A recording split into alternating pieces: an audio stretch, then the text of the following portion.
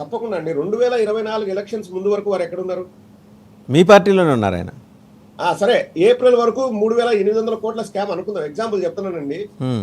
ఆయనకు తెలిసినప్పుడు, ఆధారాలు ఉన్నప్పుడు, ఒక భారత పౌరుడిగా ఆయన ఎవరికైనా కంప్లైంట్ చేయాలి కదా. ఇప్పుడు వాళ్ళ పార్టీలో ఉన్నాను కాబట్టి నేను అన్ని మూసుకొని ఉంటాను, ఈ రోజు పార్టీ మారినాను కాబట్టి నేను ఇదేదో జరిగింది నాకు తెలుసని నేను బయటకు వచ్చి చెప్తాను అనడం ఎంతవరకు సమంజసం? ఇప్పుడు నేను లావు శ్రీకృష్ణదేవరాయలు గారి గురించి మాట్లాడుతున్నాను.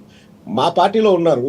ఇప్పుడు ఒక జస్ట్ వేరే స్థానానికి వెళ్ళి పోటీ చేయమంటే లేదు లేదు నేను ఇక్కడ నుంచి పోటీ చేస్తానని ఆ రీజన్ మీద ఆయన వెళ్ళిపోయారు. ఇంకా వేరే రీజన్లు ఉన్నాయేమో నాకు తెలియదు. పోటీ చేసి గెలిచారు కదా, పోటీ చేసి గెలిచారు, ఓడిపోలేదు కానీ.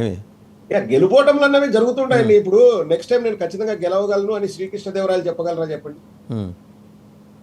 సో నేను అనేది ఏంటంటే, ఇప్పుడు కొన్ని man made scams, man made allegations ఉంటాయండి.